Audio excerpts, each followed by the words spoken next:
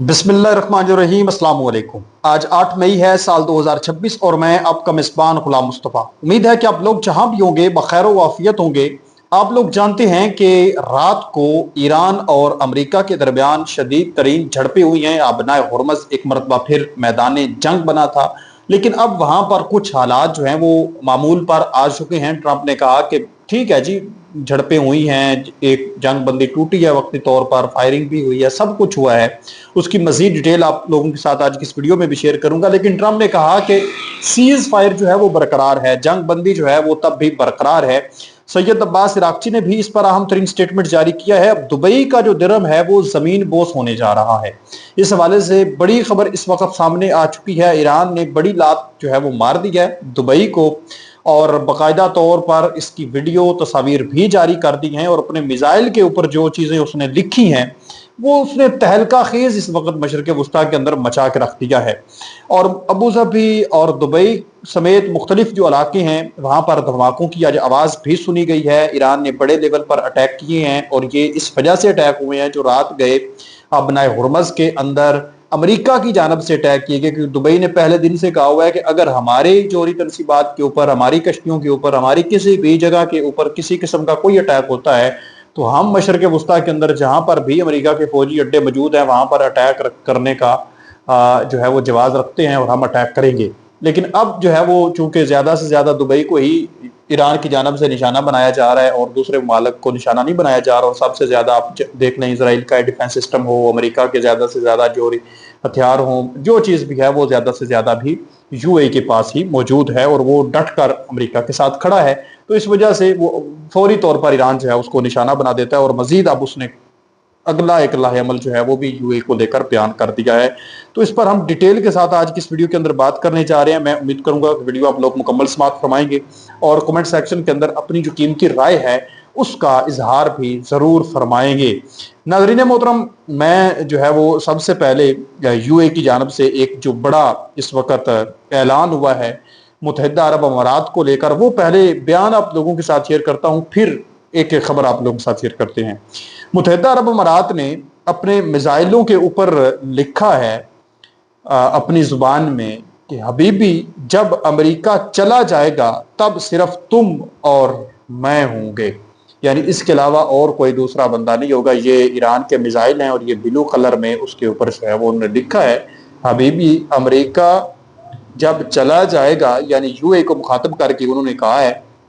ये बेसिकली एक बहुत बड़ी धमकी जो है वो यूएई को दी गई है, और तंजिया अंदाज में ये धमकी दी गई है, और मिसाइलों के ऊपर लिख कर जो है वो बाकायदा तौर पर, हो सकता है जो आज मिसाइल दागे गए हों यही मिसाइल जो है वो दागे गए हों। अब आप अंदाजा करें कि जिस तरीके के साथ ईरान जो है वो यूएई को खंडरात बनाने में लगा हुआ है, तबाही उसने मचाई है, और आज फिर अबू धाबी, दुबई, मुख्तलिफ जो इनकी रियासतें हैं वहां पर धमाकों की आवाज सुनी गई है, और बाकायदा तौर पर यूएई की वजारत दफा ने इस चीज का तस्दीक की है कि ईरान की जानब से मिसाइल दागे गए हैं, ड्रोन दागे गए हैं, हमने उनको इंटरसेप्ट भी किया है।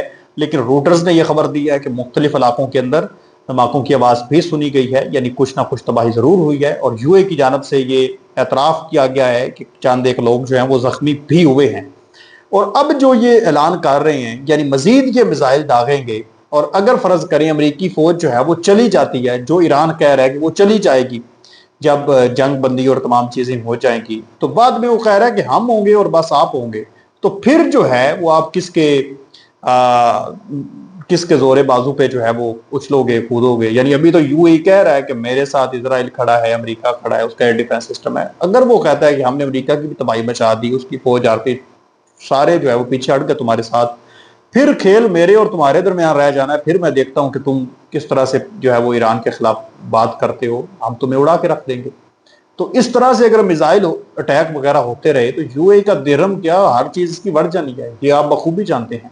और ईरान जो कहता है वो कर गुजरता है, उससे आज तक पीछे नहीं हटा। आप गुज़श्ता 3 महीनों के अंदर अंदर की रिपोर्टें उठाकर पढ़ें, देखें, सर्च करें इस चीज पर। ईरान अपने मौक़िफ़ से 1 इंच पीछे नहीं हटा, जितने उसने जो बयान दिए हैं उस पर हमेशा कायम रहा है।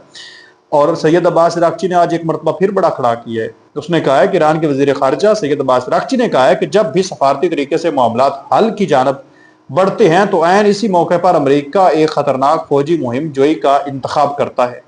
सोशल मीडिया साइट एक्स पर पोस्ट किए गए अपने पैगाम में ईरानी وزیر خارجہ نے استفسار کیا کہ کیا یہ محض دباؤ ڈالنے کی ایک بھونڈی حکمت عملی ہے یا پھر کسی تقریب کار کی کارستانی جو ایک بار پھر امریکی صدر کو ایک نئی دلدل میں دھکیل رہی ہے۔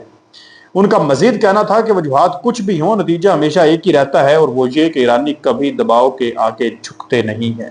یعنی اس نے کہا ہے کہ آپ جو مرضی آپ نے کرنا ہے آپ کر لیں، لیکن نتیجہ آپ کو ایک ہی دیکھنے کو ملے گا کہ ایران جو ہے وہ کبھی بھی آپ کے دباؤ میں آپ کے آگے جھکے گا نہیں، آپ نے جو کرنا ہے آپ کر لیں۔